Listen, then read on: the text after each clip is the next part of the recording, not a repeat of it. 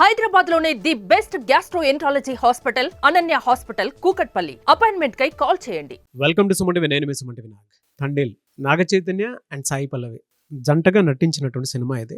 ఈ సినిమా వెనక ఒక రియల్ స్టోరీ ఉంది. మన ఆంధ్రప్రదేశ్లో స్టార్ట్ అయ్యి గుజరాత్కి వెళ్ళి అక్కడి నుంచి పాకిస్తాన్లోకి ఎంటర్ అవటం అనేది. ఇప్పుడు ఈ పూర్తి కథనం కనుక మనం తెలుసుకుంటే ఇలా జరిగిందా అనుకున్నటువంటి ఆలోచన మనకు డెఫినెట్గా రాకమానదు.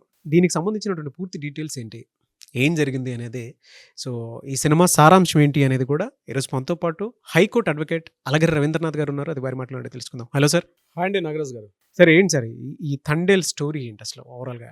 రియల్ కాదు, ఇది రియల్. తండేల్ మూవీ మీరు అన్నట్టుగా నాగ చైతన్య సాయి పల్లవి వారిద్దరు జంటగా వస్తున్నటువంటి ఈ సినిమా. యాక్చువల్గా చాలా సినిమాలు వస్తుంటాయి, మనం ప్రతి సినిమా గురించి మనం మాట్లాడుకోం. కానీ ప్రత్యేకించి ఈ సినిమా యొక్క కథ ఇతివృత్తం ఏదైతే ఉందో అది వాస్తవిక కథ ఆధారంగా తీసామని చెప్తూ చందు ముండేటి గారు ఈ ప్రీ రిలీజ్ ఈవెంట్లో కూడా మాట్లాడడం జరిగింది. సో ఈ యాక్చువల్లీ ఈ కథ ఏమిటి అన్నది, అంటే జరిగిన వాస్తవిక కథ ఏంటనేది నేను మీతో షేర్ చేసుకున్న ప్రయత్నం చేస్తాను నాగరాజ్ గారు. ప్రత్యేకించి విస్తారం సుమారుగా 972 కిలోమీటర్ల ఒక తీర ప్రాంతం కలిగినటువంటి ఆంధ్రప్రదేశ్లో శ్రీకాకుళం జిల్లా, అంటే ఉత్తరాంధ్ర ప్రాంతంలో చిట్ట చివరిగా ఉన్నటువంటి జిల్లా శ్రీకాకుళం జిల్లా. ఆ శ్రీకాకుళం జిల్లాలో జరిగినటువంటి ఒక యథార్థ గాథ, దాన్ని ఇతివృత్తంగా తీసుకొని ఈ సినిమాని నిర్మించడం కూడా ఆ కథను పూర్తిగా ఈ సినిమాని తీసుకోవడం జరిగింది. సో యాక్చువల్గా ఏం జరిగింది అనే కథ ఏంటంటే 2018లో జరిగినటువంటి ఈ కథ. తండేల్ అంటే ఒక నాయకుడు లేకపోతే లీడరు. అంటే ఏ లీడరు అంటే మత్స్యకార గ్రామాలు ఎక్కువగా ఉంటాయి శ్రీకాకుళం జిల్లాలో. వీళ్ళు ఏం చేస్తారంటే చేపల వేటకు వెళ్తారు. మత్స్యకార గ్రామాలు అన్నింటిలో కూడా తీర ప్రాంత ఆ గ్రామాలు. అందులో వీళ్ళు ఏం చేస్తారంటే వేటకు వెళ్ళే సందర్భంలో ఏం చేస్తారంటే ఏదో మార్నింగ్ వెళ్ళి ఈవినింగ్ వేటకు వచ్చే కొంతమంది నెలల తరబడి కూడా వేటకు వెళ్ళి అక్కడే ఉండి భారీ మొత్తంలో చేపల వేటను తీసుకుని వస్తారు వాళ్ళు. అది లక్షల్లో వ్యాపారం నడుస్తూ ఉంటుంది. ముఖ్యంగా ఆ గ్రామస్తులకి బాగా తెలుసు. అంటే ఒకసారి షిప్లో బయలుదేరి వెళ్ళారంటే 2 నెలలు 3 నెలల పాటు కూడా ఆ షిప్లో వేటకి వెళ్ళి అక్కడి నుంచి ఆ ఫిషెస్ అన్నీ పట్టుకొని వచ్చి మళ్ళీ ఇక్కడ ఆ తీర ప్రాంతం తీసుకొచ్చి ఇక్కడ ఆక్షన్లో అవన్నీ కూడా చేస్తారు. సో ఇవన్నీ కూడా వాళ్ళు సింగిల్గా వెళ్ళారు, ఒక గ్రూప్ ఆఫ్ యాక్టివిటీకి వెళ్తారు. అంటే ఒక 20 నుంచి 30 బోట్లు ఒక గ్రూప్గా వెళ్తారు. ఈ గ్రూప్గా వెళ్తున్నటువంటి ఈ షిప్ బోట్స్ ఏవైతే ఉంటాయో ఆ బోట్స్కి ఒక లీడర్ ఉంటాడు. ఆ లీడర్ని తండేల్ అంటారు. సో ఈ కథను యాక్చువల్గా 2018లో జరిగిన ఇతివృత్తం అనేది మనం ముందుగా చెప్తున్నాను మీకు నేను. అయితే రీసెంట్గా 2023లో ఈ సినిమా డైరెక్టర్ చందు ముండేటి గారు, అదేవిధంగా నాగ చైతన్య గారు కే మత్స్యలేశం అని ఒక గ్రామం ఉంది. ఇది శ్రీకాకుళం జిల్లాలో శ్రీకాకుళం టౌన్కి కళింగపట్నం దగ్గరగా ఉన్నటువంటి గ్రామం. ఈ గ్రామంలో జరిగిన సంఘటన అన్నమాట ఇది. యాక్చువల్గా ఏం జరిగింది 2018లో అంటే ఇక్కడ ఉన్నటువంటి కొంతమంది కలిసి వీళ్ళు వేటకు వెళ్ళారు, ఈ చేపల వేటకు వెళ్ళారు, ఒక 20 మంది గ్రూప్గా. అంటే ఈ గ్రూప్ అందరూ కూడా ఒక గ్రూప్ నాయకుడు ఉంటాడు. ఆ గ్రూప్ నాయకుడు చెప్పే విధంగానే వీళ్ళందరూ కూడా మిగిలిన ఫాలో అవుతారు. ఆ గ్రూప్ నాయకుడు ఎంత బాగా వేటలో ఎంతమంది ఫిష్ని పట్టుకుంటారో దానికి సంబంధించి అతనికి అంత డిమాండ్ కూడా పెరుగుతుంటుంది ఆ గ్రూప్ లీడర్కి. అసలు గ్రూప్ లీడర్ ఏం చేస్తారంటే టోటల్గా 20-30 షిప్ బోట్లు అయితే ఉంటాయో ఈ అందరినీ కూడా ఒక ప్రొసీజర్, ఒక ఆర్డర్ కూడా అని చెప్తూ ఉంటాడు. సో ఇక్కడ ఏం జరిగింది, వీళ్ళందరూ కూడా చేపల వేటకి వెళ్ళేటప్పుడు వాళ్ళకు ఒక సిస్టమ్ ఏంటంటే ఏప్రిల్, మే, జూన్ ఈ 3 నెలలకు కూడా చేపల వేట నిషిద్ధంగా ఉంటుంది. ఒక భూమికి ఎట్లయితే పంట చేసుకునేటప్పుడు ఎట్లయితే కొన్ని ప్రాంతాల్లో ఎండాకాలంలో ఎట్లయితే పంటలు వేరు, అదేవిధంగా మత్స్యకార గ్రామాల్లో కూడా ఈ ఎస్పెషల్లీ ఏప్రిల్, మే, జూన్ ప్రాంతాలు వీళ్ళు వేటకి వెళ్ళరు. ఎందుకు వెళ్ళారంటే అప్పుడు చేపలు గుడ్లు పొదిగి మళ్ళీ పిల్లలు పుట్టే సమయం అనమాట. అందుకని ఆ టైంలో నిషేధంగా ఉంటుంది. అయితే మరలా కాస్త గ్రో అయ్యి సైజు పెరిగి కాస్త పెద్దగా వచ్చేటప్పుడు వేటకు వెళ్తారు, సముద్రంలో వేటకి.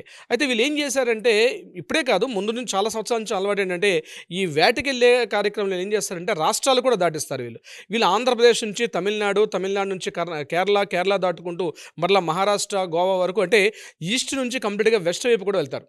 కొన్ని వేల కిలోమీటర్లు వెళ్తారు అట్లా ఒక్కొక్కసారి సందర్భంలో. కావాల్సినటువంటి 2 నెలలు 3 నెలలకు కావాల్సినటువంటి అక్కడ అంటే స్టోర్ చేయడానికి కావాల్సిన ఐస్ కావచ్చు, లేకపోతే మొత్తం పరికరాలు, పెట్రోలు, డీజిల్ అంతా కూడా వాళ్ళు స్టోరేజ్ చేసుకుని ఫుడ్ కూడా లోపలే ప్రిపరేషన్ చేసుకుని దానికి కావాల్సిన ఫుడ్ ఐటమ్స్ అన్ని కూడా ఈ 2-3 నెలలు సరిపోయిన ఫుడ్ ఐటమ్స్ అన్ని కూడా వాళ్ళు పెట్టుకుని వెళ్తారు. సో ఈ క్రమంలో ఏం జరిగిందంటే వీళ్ళు శ్రీకాకుళం మత్స్యలేశం గ్రామం దగ్గర నుంచి వీళ్ళు మెల్లగా తూర్పు తీర ప్రాంతం నుంచి కిందకి, ఇప్పుడు నేను చెప్పినట్టుగా తమిళనాడు, కర్ణాటక, కేరళ దాటుకుంటూ వెస్ట్ వైపు వచ్చేస్తారు. అంటే బే ఆఫ్ బెంగాల్ అంటే బంగాళాఖాతం బంగాళాఖాతం నుంచి పడమర ఉన్నటువంటి అరేబియా సముద్రం వైపుకి వచ్చేసారు. ఇక్కడ అరేబియా సముద్రంలో ఏముంది, ఇక్కడ మహారాష్ట్ర వరకు వీళ్ళకి అలవాటు యాక్చువల్గా వెళ్ళడం వరకు. సో ఇక్కడ ఏంటంటే ఎలా ఉంటుందంటే సముద్ర తీర ప్రాంతంలో ఉన్నటువంటి రూల్స్ ప్రకారం ఎలా ఉంటుందంటే తీర ప్రాంతం నుంచి 12 నాటికల్ మైల్స్ అంటారు. ఈ 12 నాటికల్ మైల్స్ ఉన్నటువంటి ఈ ప్రాంతాన్ని టెరిటోరియల్ వాటర్ జోన్ అంటారు యాక్చువల్గా. అంటే ఆ తీర ప్రాంతం వరకు ఆ గస్తీ ప్రాంతం అనేది ఆ దేశానికి చెందినటువంటి ప్రాంతం. అంటే ఇది యాక్చువల్లీ ఇంటర్నేషనల్ స్టాండర్డ్స్లో ఉంటుంది.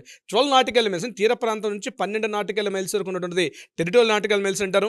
అక్కడ నుంచి ఆ 12 నాటికల్ మైల్స్ నుంచి మరలా ఒక 12 నాటికల్ మైల్స్ ఉందని కాంటిజియస్ జోన్ అంటారు. ఆ తర్వాత ఎకనామిక్ రీజనల్ జోన్ అంటారు. సో ఎకనామిక్ రీజనల్ జోన్లో ఏ దేశం వాళ్ళు ఏ దేశమైనా వేటాడుకోవచ్చు, వర్తక వాణిజ్య వ్యాపారాలు చేసుకోవచ్చు. ఇది ఎకనామిక్లో చేసేటప్పుడు. ఈ కాంటిజియస్కి వచ్చేసరికి ఇక్కడ కొన్ని లిమిటేషన్స్ ఉంటాయి. ముఖ్యంగా స్మగ్లింగ్ కార్యకలాపాలు, ఈ గంజాయి అట్లాంటివి కాకుండా కొంతవరకు లిమిటేషన్స్ ఉంటాయి.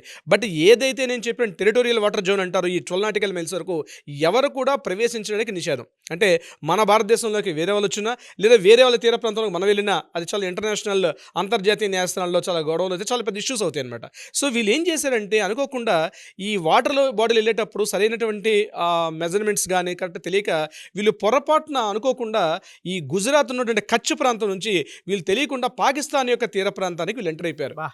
Around in the time of 2018 October ఆ ప్రాంతంలో ఎప్పుడైతే వీళ్ళ దగ్గరికి వెళ్ళేసరికి ఆ 12 నాటికల్ మైల్స్ దగ్గర ఆ గస్తీ తీర ప్రాంతంలో నేవీ ఆఫీసర్స్ వీళ్ళని చూసి ఇమీడియట్గా వీళ్ళ దగ్గర గురించి మాట్లాడడం జరిగింది. సో దీనికి యాక్చువల్గా ఈ కథకి యాక్చువల్ రియల్ లీడర్ ఒక తండేలు ఉన్నాడు. అతని పేరు గునిగెల రామారావు. ఆ గునిగెల రామారావు ఒక ఇంటర్వ్యూలో మాట్లాడుకోవడం జరిగింది. సో మేము దగ్గరకు వచ్చేదాకా అది పాకిస్తాన్ జెండా ఇండియా జెండా మాకు తెలియలేదు. సో మేము దగ్గరగా చూసేసరికి అది పాకిస్తాన్ జెండా మేము చాలా గాబరా పడ్డాం అని చెప్తూ ఇమీడియట్గా వీళ్ళ దగ్గరకు వచ్చేసరికల్లా వీళ్ళ దగ్గర చిన్న టీవీలు అప్పుడుకున్నటువంటి ఆ టెక్నాలజీ 2018లో అప్పుడప్పుడే ఇంకా ఈ వైఫైలు అప్పుడే స్టార్ట్ అవుతున్నాయి. సో ఇంకా పూర్తిగా ఇవన్నీ కూడా మేము స్వాధీనం చేసి తీసుకెళ్తామని ముందన్నారు. సో వీళ్ళు సంతోషపడ్డారు. ఓకే తీసేసుకోండి, మేము పొరపాటున వచ్చేసామన్నా. తర్వాత వాళ్ళ పై ఆఫీసర్స్ దగ్గర నుంచి ఫోన్ తర్వాత వాళ్ళు ఏం చేశారంటే వీళ్ళని కస్టడీలో తీసుకొని వీళ్ళని కరాచీ జైలుకి తరలించడం జరిగింది. అక్కడితో మొదలైనటువంటి ఈ యొక్క స్టోరీ అక్కడ స్టార్ట్ అవుతుంది. అంటే ఈ గస్తీ తీరం నుంచి అలా వెళ్ళిపోతూ అయితే అక్కడికి వెళ్ళిన తర్వాత 24 మంది ఈ మత్స్యకారులను కూడా కరాచీ జైల్లో వెళ్ళి అనేక రకాల చిత్రహింసలు పెట్టడం జరిగింది. అంటే అది యొక్క ఇంటర్నేషనల్ స్టాండర్డ్స్ ప్రకారం ఎందుకు వచ్చారో తెలియదు కాబట్టి కమ్యూనికేషన్ ఉంటుంది దేశంలో. అంటే రాష్ట్రానికి ఒక రకం కమ్యూనికేషన్ ఉంటుంది కాబట్టి కంప్లీట్గా అక్కడికి వెళ్ళిపోయిన తర్వాత వీళ్ళ పడినటువంటి నరక యాతనలు, వీళ్ళ పడిన చిత్రావస్థలు అవన్నీ కూడా వీటి మీద ఆ ఇతివృత్తంగా తీసుకున్నటువంటి సినిమానే ఈ తండేలు. సో యాక్చువల్ జరిగింది ఏంటంటే 2018లో అక్టోబర్లో వాళ్ళని కస్టడీలో తీసుకుని అరెస్ట్ చేశారు. దాని తర్వాత వాళ్ళ కోర్టులు ఇక్కడ వాళ్ళని కంప్లీట్గా నేర విచారణ చేస్తున్న సమయంలో కమ్యూనికేషన్ చేయడానికి మొబైల్స్ కానీ ఇట్లాంటివన్నీ కూడా వాళ్ళని ప్రొవైడ్ చేయాలన్నమాట. కేవలం ఉత్తరాలు రాసుకోవడం మాత్రం ఎలిజిబిలిటీ ఉంటుంది. ఈ సందర్భంలో వీళ్ళ భార్యకి ఎవరైతే ఇప్పుడు నేను చెప్పినటువంటి రియల్ తండేల్ రాజు ఎవరైతే ఈ గునిగెల రామారావు వాళ్ళ భార్యకు ఒక ఉత్తరం రాశాడు. నేను ఇక్కడ పాకిస్తాన్లో ఉన్నటువంటి ప్రాంతం ఇరుక్కుపోయాని చెప్పినప్పుడు 29-30 డేస్లో వచ్చేయాలి, బట్ రాకపోతే ఇక్కడ వాళ్ళ బంధువులు అంటే ఎవరైతే ఈ వెళ్ళిపోయినట్టు 24 వ్యక్తులు ఎవరైతే 24 మెంబర్స్ ఎవరైతే ఉన్నారో వాళ్ళ యొక్క బంధువులు ఇక్కడ తీవ్రమైనటువంటి ఆందోళన చేయడం జరిగింది ఆంధ్రప్రదేశ్ శ్రీకాకుళం జిల్లాలో.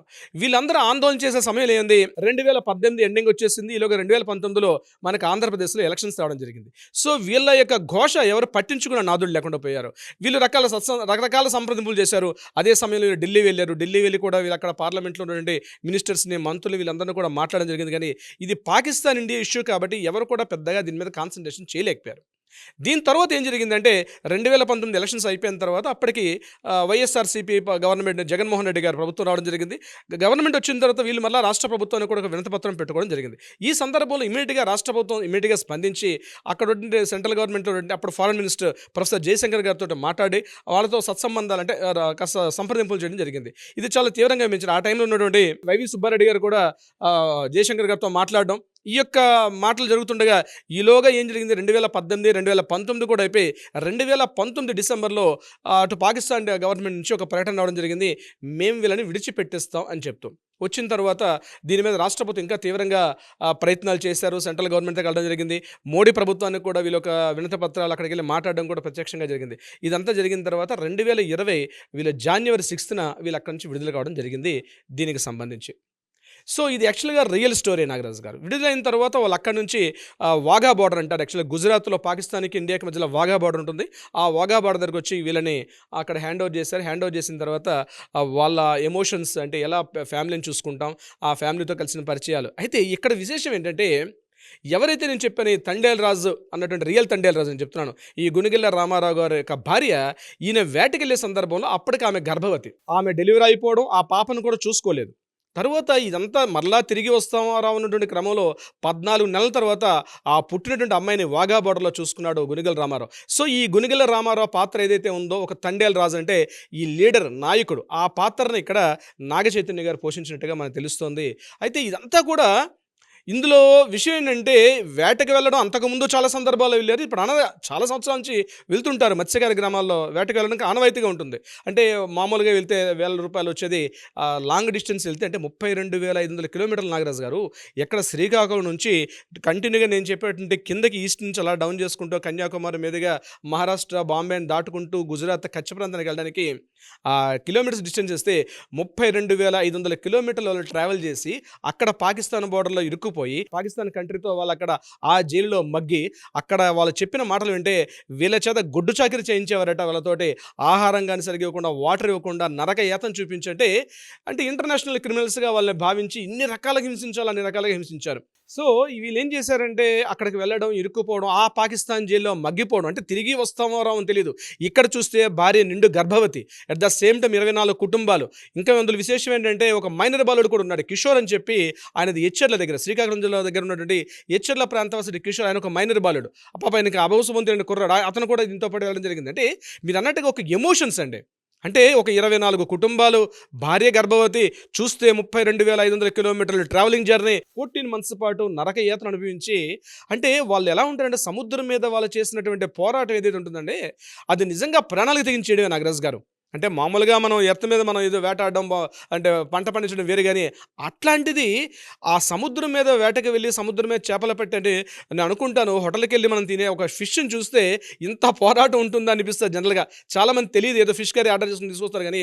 సో దాని వెంబడి ఎంతమంది వేటగాళ్ళు ఇన్ని రకాలుగా ఉంటుందా అంటే ఈ ఇతివృత్తం అది సినిమా రూపకంగా రావడం అనేది నిజంగా హర్షించదగ్గ విషయం నాగరాజు గారు ప్రత్యేకించి. అయితే ఈ విషయంలో ఆనాటి రాష్ట్ర ప్రభుత్వం కాస్త ఇనిషియేటివ్గా తీసుకొని, ముఖ్యంగా అప్పటి జగన్మోహన్ రెడ్డి గారి ప్రభుత్వం ఇనిషియేటివ్ తీసుకొని ఈ కుటుంబాలను మళ్ళీ వెనక్కి తీసుకునడంలో కీలక పాత్ర పోషించారు అనడంలో నేను రాజకీయాలకు అత్యధికంగా చెప్తున్నాను. It's a great duty. ఆయన చేసింది, he did very good job in those days.